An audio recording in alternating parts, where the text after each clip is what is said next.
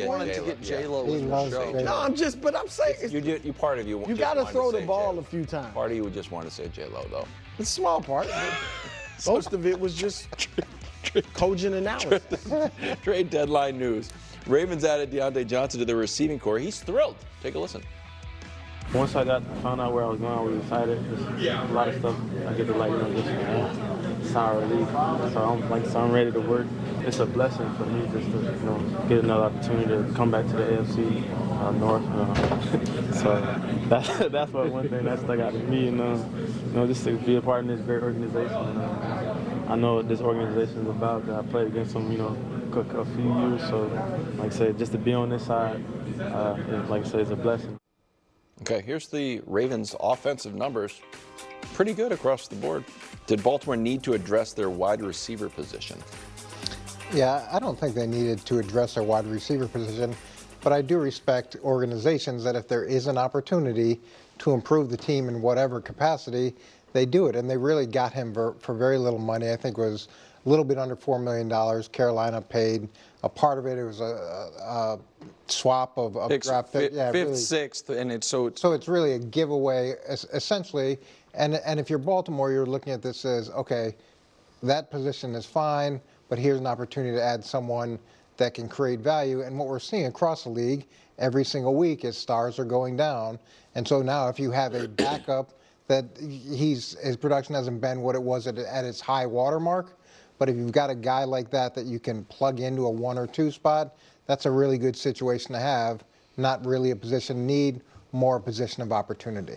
He's a good player. I don't think it makes them worse. I just have 2 concerns. One, the problem is the defense. You showed the numbers with the offense. I hope they're scouring the league to improve defensively in the defensive backfield or elsewhere, because they just need to improve on that side of the ball if they want to get to the Super Bowl. Can I ask a question to Coach quickly?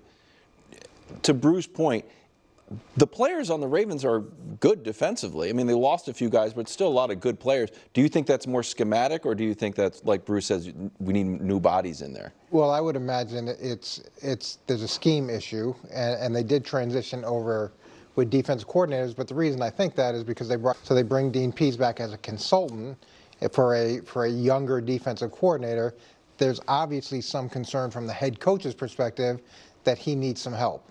So you go get a veteran coach who's been out of the league, who's so familiar with the organization, the way things work, and now he acts as a support system for the younger defensive coordinator, the newer defensive coordinator, to hopefully get some of these problems solved. Yeah, my other concern, I wouldn't say concern, but it's don't forget your identity. Well, that's the point. Yeah, you should be a running ball club. And I get it, Coach. I guess they're worried, and it happened against the Chiefs last year. If you fall behind, can we still run the ball, constantly?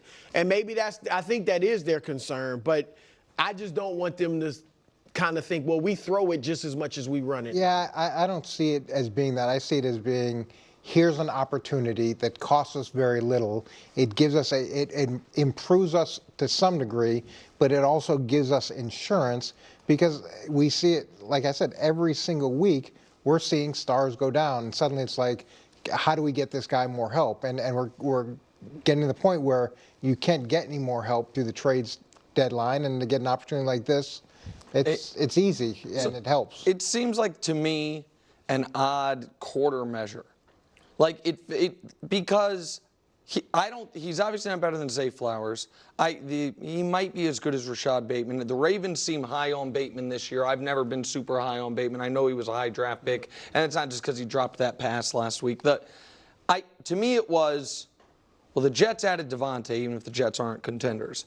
The Bills added Amari. The Chiefs added DeAndre Hopkins. They're all in our conference. They all have star or former star, in Aaron's case, quarterbacks. We gotta do something for Lamar here. When I just don't, I don't look at it not only as a position of need. I don't think Ravens fans want them, running 3 wide receiver sets. I think that every time the Ravens lose, we go back to, why did they throw the ball so much?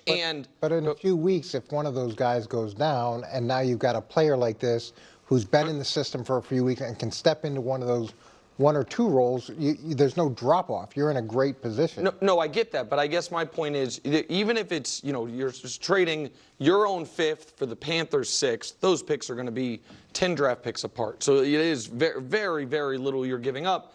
That's similar to what the Chiefs gave up for Josh Uche.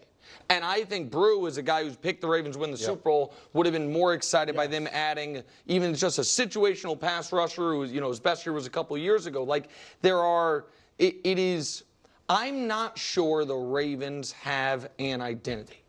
That's kind of what I'm getting at. Like, you have John Harbaugh in the offseason saying we want Lamar to be the literal GOAT. Not literal, sorry, but the greatest player to ever play.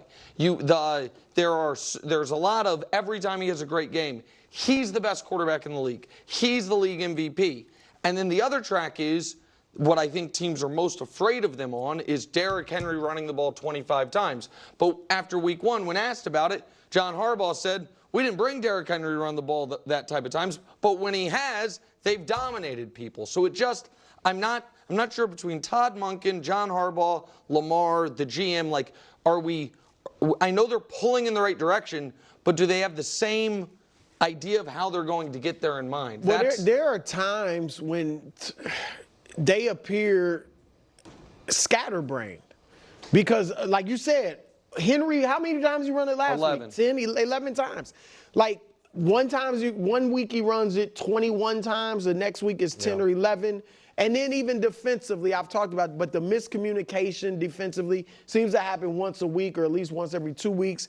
And just a lot of penalties. So they got to button it up. Meanwhile, Joe Burrow and the Bengals, most teams in this position would be sellers.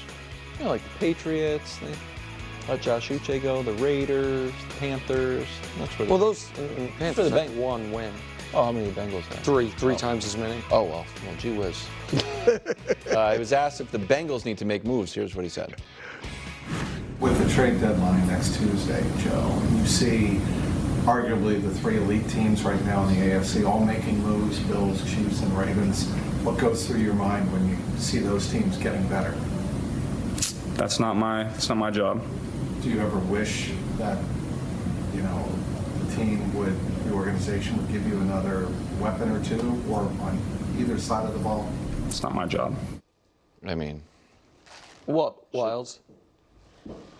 should Joe we're living in a fantasy world. What do you What mean? do you mean? They're like, you saw the Bills and the Chiefs and the Ravens all making moves. How about you? You're under 500. Should you guys make you're not in the same conversation? Hold on. We're not talking about teams of the last 5 years. We're talking about this Hold on, year. let me ask you You're an an honest under question. no other quarterback of an under 500 team. Matt Stafford. Yes, they would, and they might trade for someone. So that They just got their guy. I would argue that Matthew Just Stafford got healthy. he's had his whole team. No, he hasn't had T. Higgins for 3 of their losses. They've lost 5. lost He hasn't last had T. game Higgins without for 3 of T. them. Higgins. Yeah, and they lost in the beginning of the year without T. Higgins. But hold on, question. Because you get so angry at how the Bengals are discussed. The reporter took Chiefs, Ravens, Bills. Set them aside.